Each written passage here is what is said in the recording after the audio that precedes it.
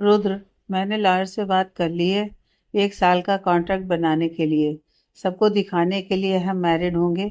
पर तुम चाहो तो 1 साल के बाद तुम इस रिश्ते से आज़ाद हो सकती हो। दादी की सेहत को देखते हुए अब यह निर्णय जल्दीबाजी में लेना पड़ रहा है। पर मैं तुम पर प्रेशराइज्ड वे में जबरदस्ती का रिश्ता नहीं बनाना चाहता। इसलिए ये कॉन्ट्रैक्ट बनवा रहा हूँ कि तुम अपना समय ले सको। बाकी अभी दादी के लिए हम अब से हस्बैंड और वाइफ होंगे। गौरी बस रुद्र को देखती रहती है और कॉन्ट्रैक्ट मैरिज जैसा शब्द ही उसके लिए अजीब था। पर दादी के लिए वो हर बात पर तैयार थी। रुद्र गौरी को कॉन्ट्रैक्ट मैरिज की बात को समझाता है कि तब तक वकील भी पेपर्स के साथ वहां आ जाते हैं। रुद्र और गौरी वकील साहब को लेकर सीधे दादी के रूम में जाते हैं। दादी जो कि आंखें बंद करके लेटी होती हैं, किसी के बारे में आने की आहट सुनकर आंखें खोलती हैं तो वकील के साथ रुद्र और गौरी को देखकर मुस्कुराने लगती हैं और बहुत ही धीरे से, आ गए शुक्ला जी। जी भाभी जी, ये रुद्र के परिवार के बहुत पुराने वकील हैं। वकील साहब, दोनों बच्चों के आगे ये रहे पेपर। आपको यहाँ और यहाँ साइन करना है। रुद्र और गौरी एक दूसरे को देखते हैं, फिर दादी को देखते हैं और दादी के इशारा करने पर गौरी पेपर पर साइन कर देती है। और अब वकील साहब, रुद्र बेटा, आपको यहाँ और यहाँ साइन करना है। तो रुद्र भी दादी को एक नज़र देखकर पेपर पर साइन कर देता है। शुक्ला जी, भाई मुंह मीठा कराइए। अब तो आपकी बहू हो गई है बच्ची। दादी, भले ही शादी हो गई है इसकी, पर ये मेरी बेटी ही रहेगी। बहुत धीरे से पर खुशी से दादी ये बात कहकर रुद्र और गौरी को अपने पास बुलाती हैं और बारी बारी दोनों का माथा चूमकर, खुश रहो मेरे बच्चों। तभी डॉक्टर के द्वारा भेजी गई सीनियर नर्स और दवाएं दोनों आ जाती हैं और रुद्र उनको उनका कमरा दिखाता है। बीना दादू के कहने पर मिठाई लाकर सबको खिलाती है। दादी, चलो अब मेरी चिंता दूर हो गई। अब अगर मुझे कुछ भी हो गया तो अफसोस नहीं होगा। गौरी, आप फिर से? मैं आपसे बात ही नहीं करूंगी जो आप बार बार ऐसे ही बात करेंगी। दादी, अच्छा बाबा, अब हम ऐसा नहीं करेंगे बस। तभी पीछे से नर्स आते हुए, अब आप इन्हें आराम करने दीजिए। तो सभी दादी को आराम करने के लिए छोड़कर बाहर आ जाते हैं और नर्स वहीं उनके पास बैठकर मैगजीन पढ़ने लगती है। बाहर आकर गौरी बीना के साथ किचन में चली जाती है और दादू, शुक्ला जी और रुद्र वहीं ड्राइंग रूम में बैठकर बातें करने लगते हैं। तभी गौरी बीना जी के साथ दादू शुक्ला जी के लिए अदरक की चाय और कुछ स्नैक्स और रुद्र के लिए एस्प्रेसो कॉफ़ी लेकर आती है और उनको सर्व करके कहती है कि मैं दादी जी को ये सूप देकर आती हूँ। ये कहकर गौरी दादी के रूम में चली जाती है। बाकी सभी आपस में बातें करने लगते हैं। गौरी नर्स से, दादी जी के लिए वेजिटेबल सूप लाई हूँ। नर्स, लाइए मैं पिला दूँ। गौरी, मैं पिला दूँ अगर आपको बुरा ना लगे तो। दादी, इसमें बुरा लगने वाली क्या बात है। नर्स, जी बिल्कुल, और मुस्कुरा देती है। गौरी दादी को सूप पिलाने लगती है तो दादी, अरे इसमें तो नमक ही नहीं है। गौरी, दादी, आपका बीपी हाई था ना, तो नमक बहुत हल्का है। आप पीना तो शुरू कीजिए, आपको अच्छा लगेगा। दादी गौरी की बात सुनकर मुस्कुराते हुए सूप पीने लगती हैं और सच में ये तो बहुत स्वाद है। नर्स चाय पीते हुए, ये भी अच्छी बनी है। बाहर ड्राइंग रूम में दादू से शुक्ला जी, भाई वाह शरद, चाय का तो मजा ही आ गया।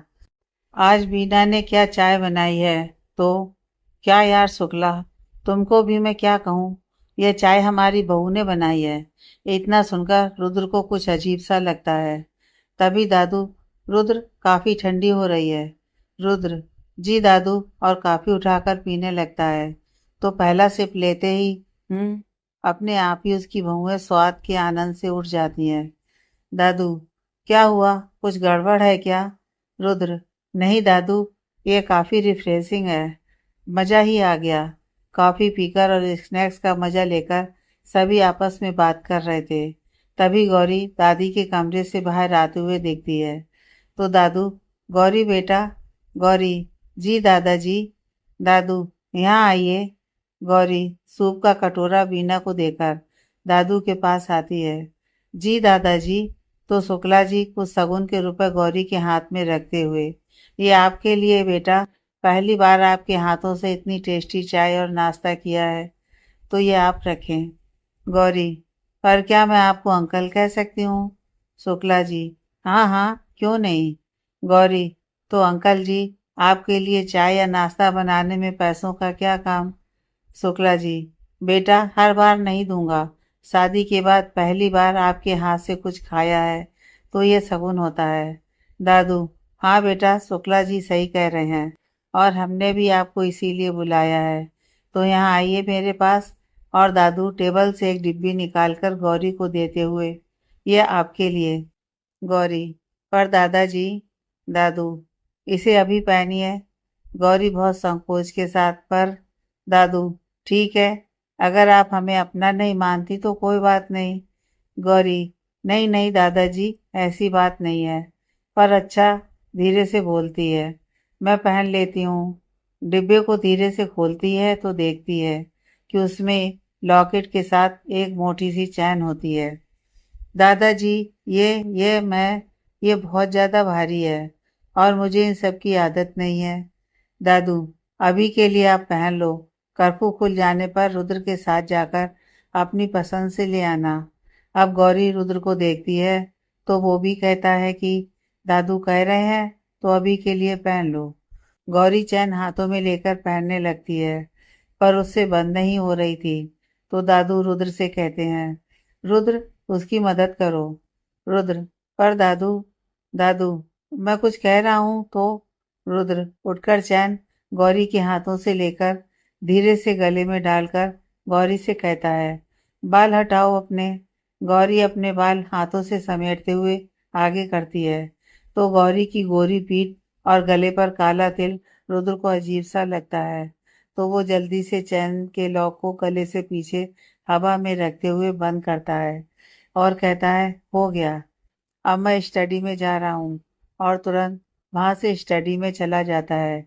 गौरी दादाजी के और शुक्ला जी के पैर छूती है और कहती है कि मैं भी पढ़ने जाऊं दादाजी।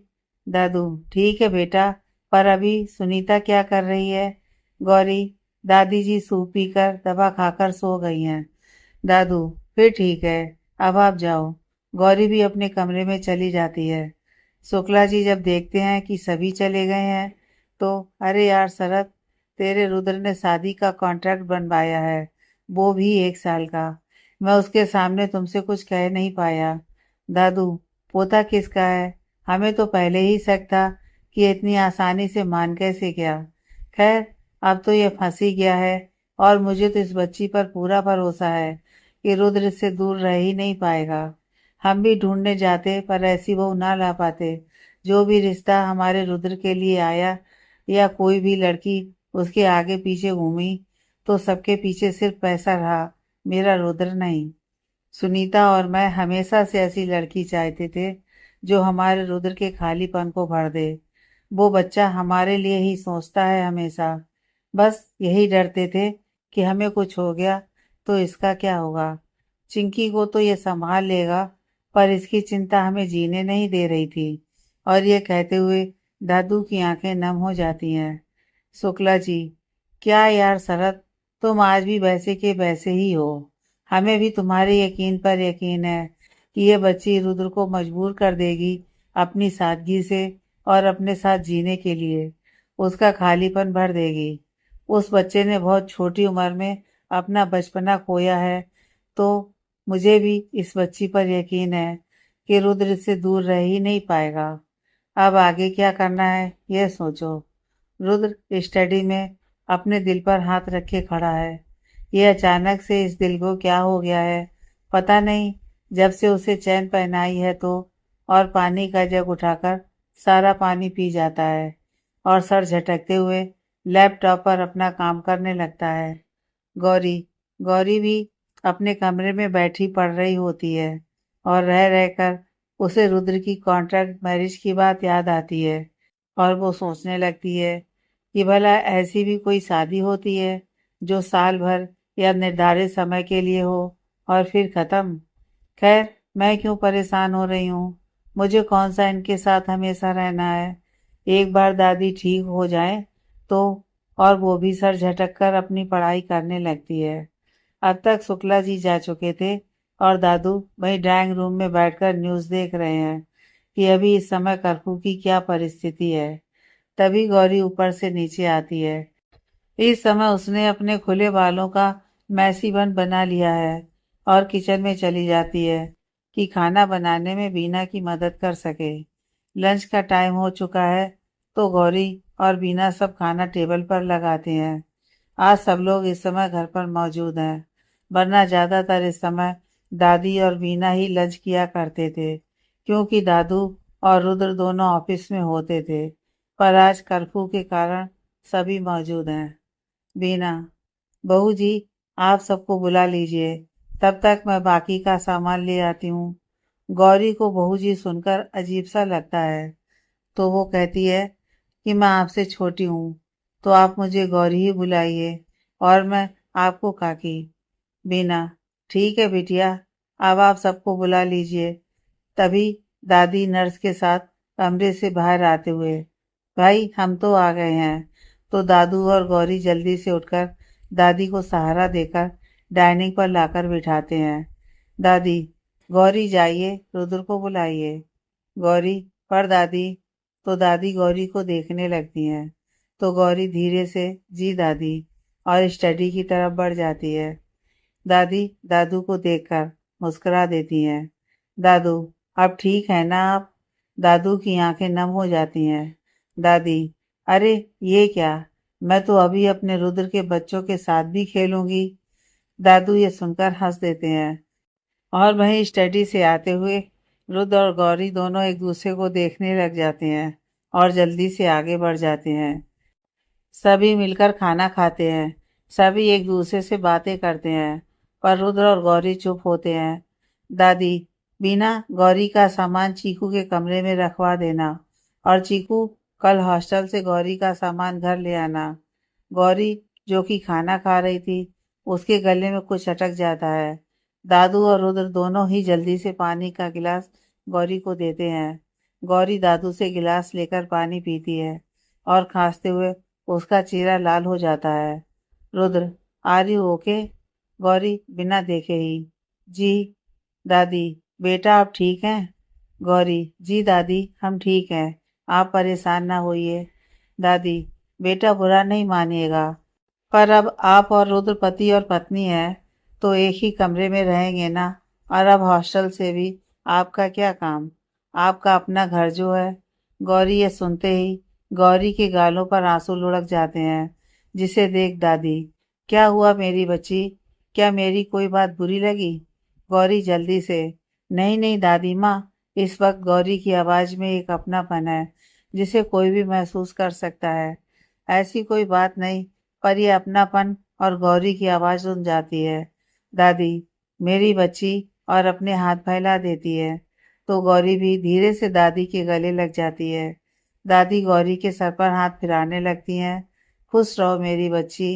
रुद्र दोनों को ध्यान से देखे जा रहा है, तो दादी उसे भी अपने पास बुलाती हैं। तो रुद्र भी दादी के गले लग जाता है। तो दादी एक एक करके दोनों का माथा चूम लेती हैं। दादू और बीना मुस्कुराते हुए इस लम्हों को आंखों में कैद कर रहे हैं और तभी दादू अपना फोन निकालकर एक फोटो क्लिक कर लेते हैं। फिर ये सिलसिला शुरू हो जाता है, परिवार का फोटो क्लिक, सिंगल क्लिक। और फिर दादी बीना से कहती हैं, बीना, मेरी अलमारी से वो पैकेट ले आओ जो मैंने तुम्हें बताया था कि ये। दादी पूरी बात कह भी नहीं पाती और बीना बीच में ही, अरे हम समझ गए। बीना दादी के कमरे से एक बड़ा सा बैग लेकर आती है। तो दादी गौरी को देते हुए, बेटा मेरे लिए आप इसे पहन कर आएंगी? गौरी दादी के हाथों से वो पैकेट लेकर रूम में चली जाती है और तैयार तो हो जाती है, पर बाहर आने में शर्मा रही है। जब काफी देर हो जाती है तो दादी बीना को, जरा देखो तो कहाँ रह गई, कोई दिक्कत हो तो मदद कर दो। वीना कमरे में जाकर गौरी को देखकर, अरे वाह, आप तो बहुत ही सुंदर लग रही हैं।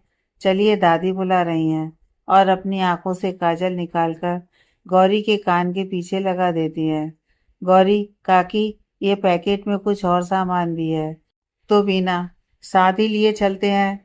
दोनों कमरे के बाहर आती हैं। गौरी ने भारी सा लाल रंग का लहंगा पहना होता है और जेवर पहनकर बिल्कुल नई नवेली दुल्हन लग रही है। रुद्र की निगाह तो गौरी पर बस जमसी जाती है। वो पलके भी झपकाना भूल जाता है। हमेशा सादी सी दिखने वाली गौरी तो इस समय कुछ और ही लग रही है। दादू, दादी, गौरी, मेरी बच्ची, किसी की बुरी नजर ना लगे।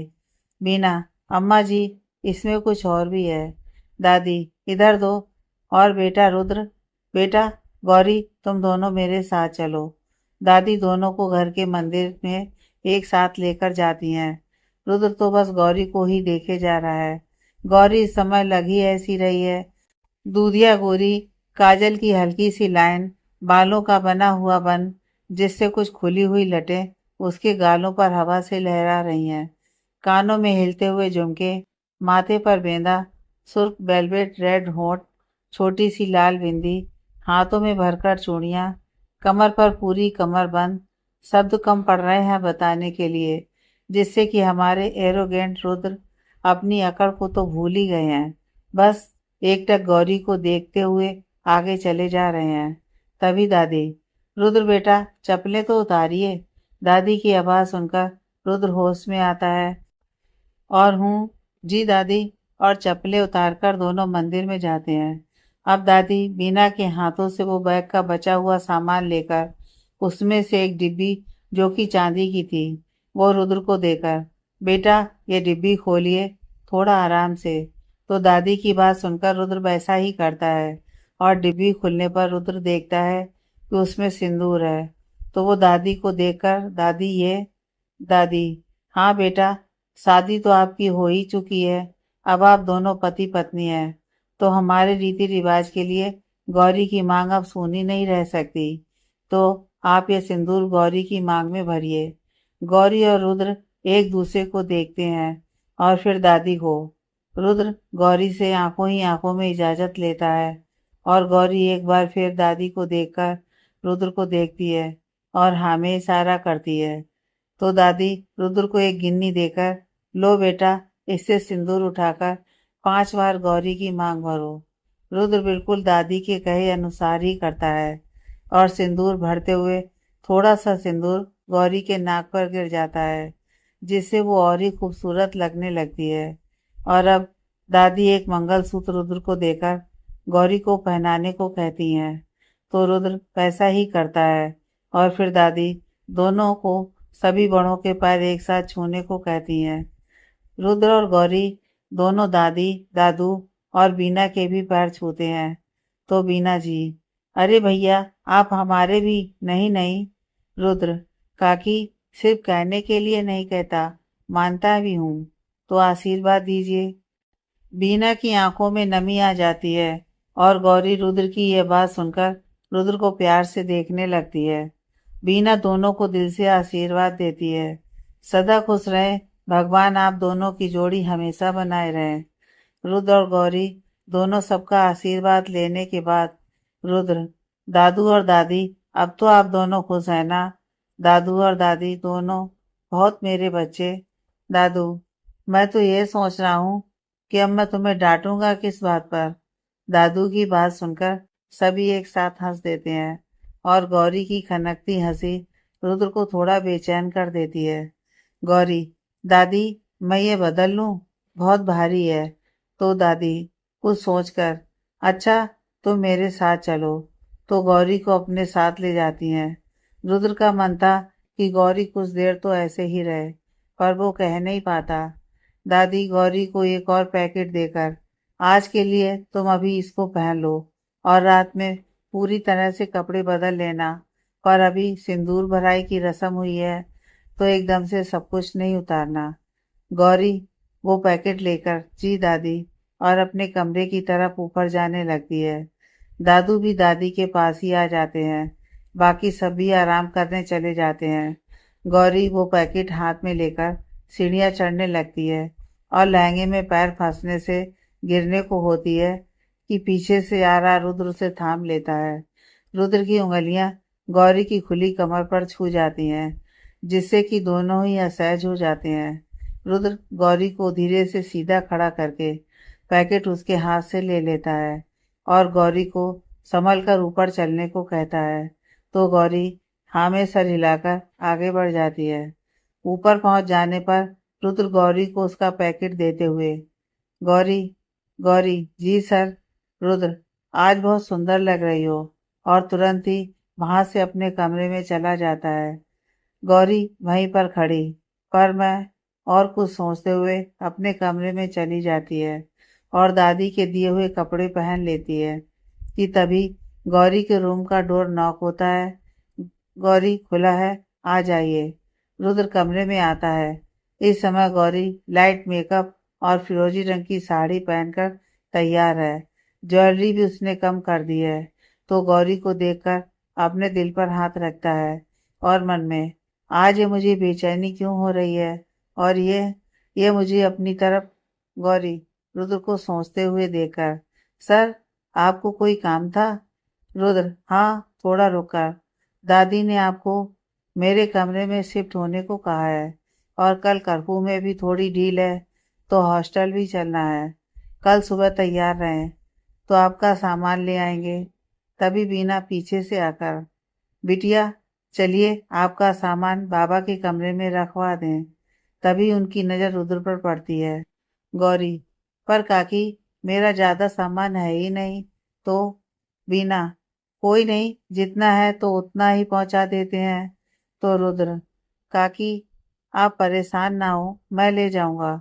रुद्र गौरी का कॉलेज बैग और शॉपिंग बैग, जो कि उसी ने उसके लिए मंगाए थे, उठाया और अपने रूम की तरफ बढ़ गया।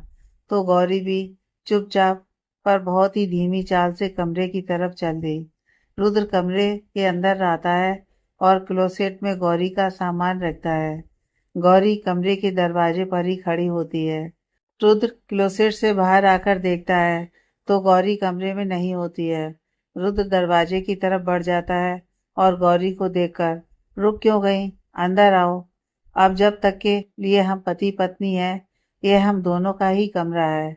फिर कुछ सोचकर, मगर पति पत्नी हम सिर्फ कमरे के बाहर रहेंगे, इसलिए निश्चिंत रहो। गौरी कमरे में आती है और क्योंकि वो कमरे में पहली बार आई है तो कमरे को देखने लगती है। कमरा बहुत बड़ा है, हल्का क्रीम और वाइट कलर का है। कमरे के एक कॉर्नर पर बुक शेल्फ, टेबल और एक कंफर्टेबल मूवेबल चेयर लगी है। कुछ कुछ उसे स्टडी कॉर्नर कह सकते हैं। स्टडी कॉर्नर के बगल से एक दरवाजा बाहर पोर्च पर जाता है, जहाँ कुछ खुशबू वाले फूलों के गमले लगे हैं और एक complete soft luxurious sofa set लगा है। एक मीडियम साइज कांच की फैंसी टेबल के साथ वॉल हैंगिंग प्लांट को भी खूब अच्छे से लगाया गया है, और साथ ही स्टैंड वाला खूबसूरत झूला लगा है जिस पर लेट सकते हैं और खुले आकाश का मजा ले सकते हैं। इस पोर्च से नीचे गार्डन और साइड से मेन गेट दिखता है। ये झूला बेडरूम के बेड से भी दिखता है। बीच में ग्लास स्लाइडर होने से ये इस कमरे का सबसे खूबसूरत हिस्सा है। बेड के अपोजिट एक तस्वीर लगी है जो रुद्र के माँ पापा की है।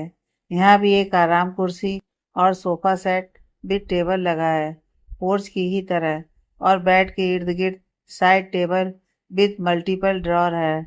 इसमें अपने मोबाइल, घड़ी और छोटे मोटे जरूरी सामान रखते हैं, और उन पर लैंप लगा है, और स्टडी टेबल पर भी एक तस्वीर रखी है। यह रुद्र की बहन चिंकी की है। साथ में रुद्र भी है, और उस तस्वीर में दोनों खिलखिलाकर हंस रहे हैं। इस दीवार में तस्वीर के दोनों साइड बड़ी बड़ी खिड़कियां हैं, और एक खिड़की के बगल से एक दरवाजा बालकनी में भी जाता है, जहाँ सिर्फ एक आराम चेयर, कुछ पौधे हैं, और यहाँ से मेन गेट एकदम सीधा दिखता है। बाकी एक डोर क्लोसेट का है, जिसके अंदर से ही बाथरूम का रास्ता भी है और ड्रेसिंग एरिया भी। यह भी अंदर से काफी बड़ा है। कुल मिलाकर बहुत ही सोबर, हवादार और व्यवस्थित कमरा है। गौरी कमरे को बहुत ही बारीकी से देखती है और अब तक शाम हो गई है तो रुद्र बाहर पोर्च में जाता है और गौरी वहीं खड़ी स्टडी टेबल पर रखी हुई तस्वीर देखने लगती है जिसमें रुद्र हंस रहा है। यह रुद्र की पहले की फोटो है जिसमें रुद्र की एज कम है। माथे पर बाल बिखरे हुए हैं, गाल में पड़ते डिंपल, गहरी काली आंखें, पूरा कातिल दिख रहा है। गौरी उस तस्वीर में खो जाती है और मुस्कुराने लगती है। उसके मुंह से धीरे से निकलता है कि कितने प्यारे लग रहे हैं दोनों। और रुद्र अंदर आते हुए यह सुन लेता है तो टेबल की तरफ बढ़ जाता है और कहता है, यह हमारे बचपन की तस्वीर है, मैं और मेरी बहन चिंकी। गौरी जल्दी से तस्वीर रख देती है।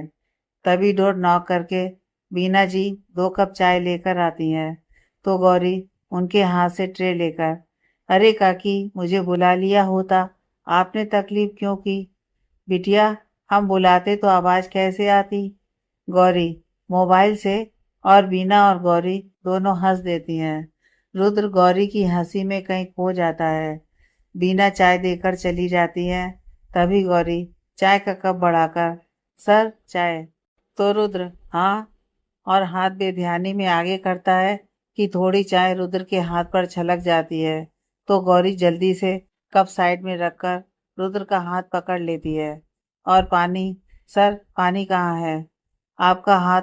उसके चेहरे पर चिंता साफ दिखाई दे रही है तो रुद्र अलग ही एहसास में खो जाता है। गौरी रुद्र को देखती है, सर बाथरूम किधर है? और रुद्र उसे इशारा करता है तो गौरी उसका हाथ खींचते हुए अंदर क्लोसेट से होते हुए बाथरूम में ले जाती है और जल्दी से टैप के नीचे हाथ करके हाथ धोती है और अपनी साड़ी के आंचल से धीरे से पोंछकर, ओह ये तो लाल हो गया है। सर फर्स्ट एड बॉक्स कहाँ है? रुद्र रूम में। गौरी फिर रुद्र का हाथ पकड़कर खींचती हुई रूम में लाती है। अब कहाँ है बताइए? रुद्र एक ड्रॉर की तरफ इशारा करता है तो गौरी जल्दी से बॉक्स निकालती है। गौरी, पर इसमें तो बर्न के लिए कुछ नहीं है। रुद्र एक क्रीम देकर, ये सब पर लगा सकते हैं। तो गौरी जल्दी से घुटनों पर बैठकर अपनी फिंगर पर क्रीम निकालकर आहिस्ता आहिस्ता रुद्र के हाथ पर लगाती है और धीरे धीरे फूंक मारती है जैसे किसी बच्चे की चोट पर माँ करती है। रुद्र को गौरी इस समय बहुत प्यारी लग रही है। वो तो उसे ये सब करते देखकर कोसा गया है। गौरी दवा लगाकर, सॉरी सॉरी सॉरी सर, मेरे कारण आपका हाथ जल गया, जलन हो रही होगी है ना? जब रुद्र गौरी को कोई जवाब नहीं देता तो गौरी नजर उठाकर रुद्र को देखती है तो रुद्र की नजरें गौरी पर ही होती हैं और वो खोया खोया सा लगता है। गौरी धीरे से हाथों को हिलाते हुए रुद्र को आवाज देती है, सर। रुद्र होश में आते हुए, हाँ। और थोड़ा पीछे होते हुए, गौरी कुछ सोच रहे हैं क्या? रुद्र, हाँ, कुछ याद आ गया था। छोड़ो, चलो तुम्हें इस कमरे से परिचित करवा दूं जिससे तुमको कोई परेशानी ना हो, क्योंकि अब तुम्हें यहीं रहना है, इसी कमरे में। और गौरी को कमरे के बारे में सब कुछ बताता है।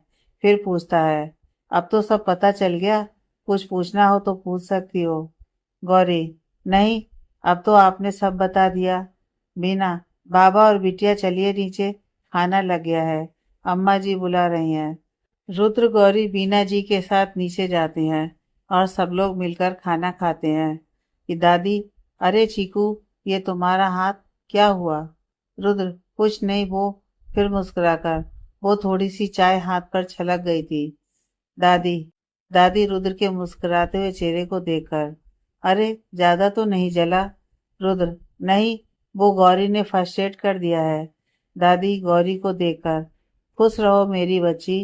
गौरी मुस्कुराते हुए, दादी अब मैं ये कपड़े बदल लूं? बच्चों की तरह मुंह बनाकर, मुझे आदत नहीं है इन सब की, प्लीज। दादी, मैं खुद ही तुमसे कहने वाली थी कि अब अपने कपड़े बदल लेना और कल अपना सामान हॉस्टल से जाकर ले आना। आज कर्फ्यू में थोड़ी छूट मिली है। गौरी, जी दादी। अब तक सब लोग खाना खा लेने के बाद अपने अपने कमरे में चले जाते हैं। नर्स दादी के रूम से अटैच रूम में होती है और बाकी सभी अपने कमरे में। रुद्र और गौरी एक साथ कमरे में आते हैं तो रुद्र स्टडी टेबल की तरफ जाते हुए, जाकर चेंज कर लो। गौरी, पर रुद्र, क्या हुआ? कोई परेशानी? गौरी, वो कपड़े। रुद्र कुछ सोचकर क्लोसेट के अंदर जाकर एक टॉवल, एक टी शर्ट और ट्राउजर लाकर गौरी को देता है। लो, अभी के लिए पहन लो, कल चलकर तुम्हारे कपड़े ले आएंगे। गौरी कपड़ों को देखकर, ये?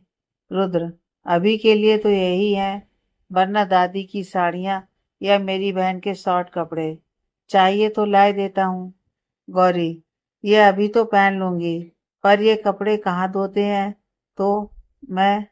रुद्र, ये सब तो बीना काकी ही देखती हैं, तो कल सुबह उन्हीं से पूछ लेना।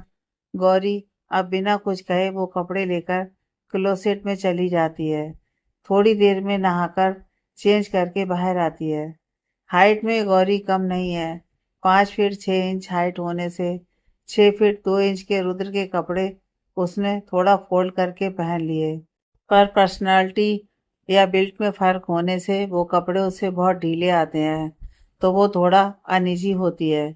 बाहर आने पर रुद्र गौरी को देखते हुए मन में सोचता है, वैसे मेरे कपड़े में भी अच्छी लग रही हो, और गौरी को देखता रहता है। तो गौरी, क्या हुआ? आप ऐसे क्यों देख रहे हैं? रुद्र, हमारी शादी हुई है तो देख तो सकता ही हूँ, और ये कहकर मुस्कुरा देता है। गौरी रुद्र की बात सुनकर गौरी थोड़ा झेप जाती है, जो कि रुद्र महसूस कर लेता है, और गौरी सोचने लगती है, जैसे दिखते हैं वैसे हैं नहीं। रुद्र, क्या हुआ? कुछ चाहिए क्या? गौरी सोच से बाहर आते हुए, नहीं नहीं। रुद्र, अच्छा मैं समझ गया, तुमको सोना है तो सो जाओ, मैं अभी बुक पढ़ूंगा। गौरी, मुझे भी अभी नींद नहीं आ रही है, तो मैं भी पढ़ाई ही करूंगी। थोड़ा सकचाते हुए रुद्र से पूछती है कि क्या मैं बाहर पोर्च पर जा सकती हूँ? रुद्र, ठीक है, जाओ। गौरी झट से अपना कॉलेज बैग उठाती है और पोर्च में चली जाती है। पोर्च में झूले पर बैठकर अपनी बुक निकालकर पढ़ने लगती है। ठंडी ठंडी हवा और सुहाना मौसम। काफी देर पढ़ते हुए वो झूले पर ही पैर सीधे रखकर टेक लगाकर पढ़ते पढ़ते वहीं झूले पर ही सो जाती है। बुक उसके पेट पर होती है, आंखें बंद करे बहुत गहरी नींद में होती है। महीन महीन बालों की कुछ लटें चेहरे पर लहरा रही होती हैं। इस समय सोते हुए बहुत ही मासूम और बला की खूबसूरत लग रही है। इस समय उसे जो भी देखे अपना दिल हार जाए। रुद्र अपने स्टडी टेबल से उठता है तो देखता है कि गौरी कमरे में नहीं है। अरे, ये अभी तक नहीं आई, तो बाहर पोर्च की तरफ बढ़ जाता है, और जैसे ही गौरी को देखता है तो बस देखता ही रह जाता है। गौरी की मासूमियत से भरी खूबसूरती उसकी नज़रों को हटने ही नहीं देती। थोड़ी देर बाद गौरी करवट बदल रही होती है कि उसकी किताब गिरने वाली होती है, तो रुद्र जल्दी से लपक कर किताब को पकड़ लेता है, पर गौरी अभी भी सोई होती है। रुद्र गौरी को आवाज देता है, पर गौरी नहीं उठती, तो रुद्र चूल्हे के खुली तरफ सोफा लगाकर अंदर से चादर लाकर गौरी को उड़ा देता है, और सोफे पर से कुशन लेकर गौरी के सर के नीचे लगाता है। फिर उसको देखकर, कोई इतना बेसुध कैसे सो सकता है, और फिर सर झटक कर अंदर कमरे में जाकर सो जाता है। सुबह सुबह चिड़ियों की चहचहाहट से गौरी की नींद खुलती है, तो अंगड़ाई लेकर आंखें खोलती है, और अपने को अनजान जगह देखकर चौंक कर उठ जाती है। पर होश आने पर, ओह, कल मैं ही तो यहाँ बैठकर पढ़ाई कर रही थी, कि तभी उसकी नज़र अपने ऊपर पड़े चादर पर जाती है, और जैसे ही वो नीचे उतरने के लिए पैर बढ़ाती है कि उसके पैर सोफे पर पड़ते हैं, तो कुछ सोचकर मुस्कुराने लगती है, और धीमे से नीचे उतरकर सोफे को ठीक से लगाती है, और फिर सामने से उगते हुए सूरज को देखती है। खुशबूदार फूलों को छूकर आती हुई हवा को महसूस करके, आंखों को बंद करके महसूस करते हुए, कितनी खूबसूरत सुबह है। फिर अंदर रूम की तरफ जाकर धीरे से रूम में झांकती है, और कोई आवाज न होने पर रूम में जाती है। रुद्र अभी सोया हुआ होता है, उसकी बाहों में तकिया होती है, तो गौरी उसे देखकर मुस्कुरा देती है और फिर गौर से रुद्र को देखने लगती है। सोते हुए भी रुद्र बहुत हैंडसम लग रहे हैं। माथे पर बिखरे हुए बाल, गहरी काली भौहें, चौड़ा माथा, तरासे हुए नए नक्श, क्लीन शेव। इसीलिए तो कॉलेज की लड़कियों का क्रश है।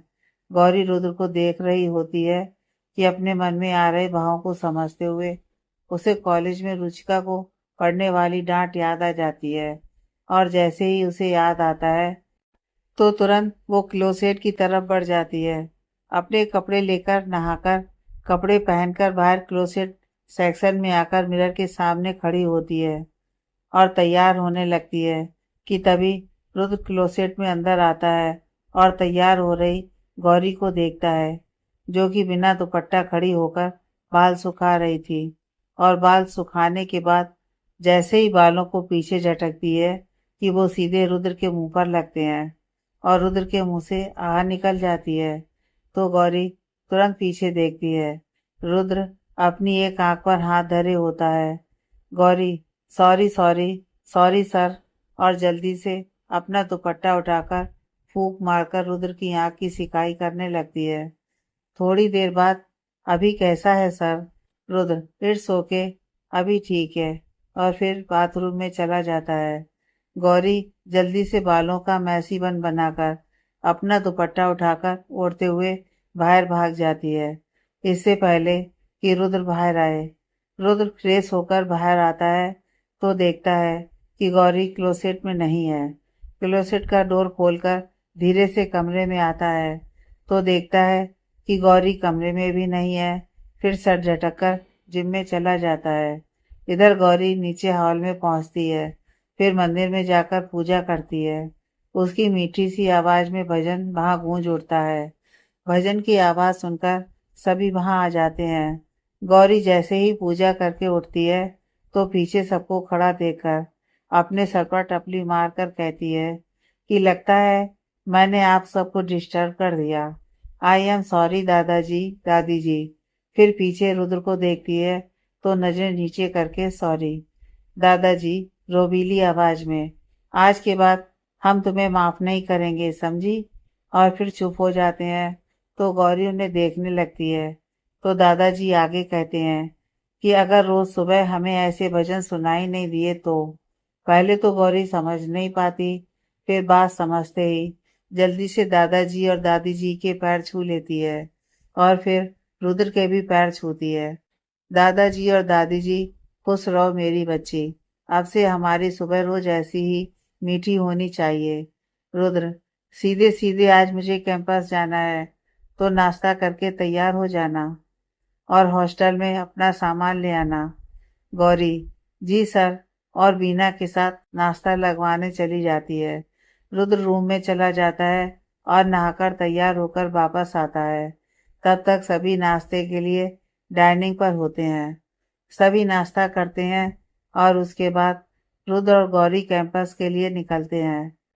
रास्ते में रुद्र गौरी से कहता है कि किसी को भी हमारी शादी का पता नहीं चलना चाहिए, तो ये मटेरियल साइन हटाओ और हॉस्टल में भी यही बताना है कि जहाँ जॉब करती हो अब वहीं रहोगी, समझी? गौरी, जी सर, और मंगलसूत्र उतारकर रुद्र को ही दे देती है।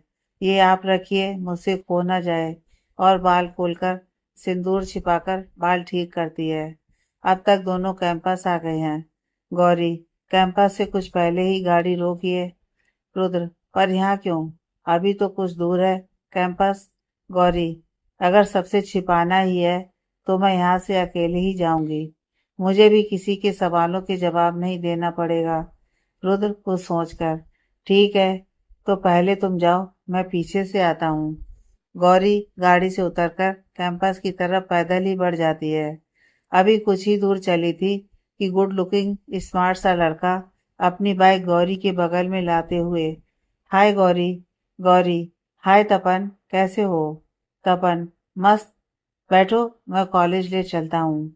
गौरी, नहीं, बगल में ही तो है, मैं पैदल ही जाऊंगी। तपन, अच्छा रुको, और बाइक से उतरकर पैदल ही बाइक साथ में लेकर चलने लगता है। रुद्र गाड़ी में बैठा हुआ ये देख रहा होता है और एकदम से गाड़ी तेजी से स्टार्ट करके गौरी के बगल से होता हुआ कैंपस में चला जाता है। गौरी रुद्र की गाड़ी देखकर, अरे अभी तो कह रहे थे कि तुम पहले जाओ और मैं बाद में आता हूँ, और अब पहले ही अंदर चले गए। तपन, गौरी, गौरी मैं कुछ पूछ रहा हूँ, तुम कहाँ खो गई हो? गौरी, नहीं तो, बस कुछ सोच रही थी। क्या पूछ रहे थे तुम? तपन, यही कि आज तो कॉलेज है ही नहीं, तो तुम यहाँ कैसे? गौरी और तपन बात करते हुए अब तक अंदर आ चुके हैं। तो तपन, एक मिनट, जरा बाइक पार्किंग में लगा दूं, तब तक यहीं रुको, फिर साथ में चलते हैं। गौरी वहीं खड़ी हो जाती है और तपन का वेट कर रही होती है, और रुद्र कार में बैठे हुए रियर व्यू मिरर से गौरी को देख रहा होता है। तभी तपन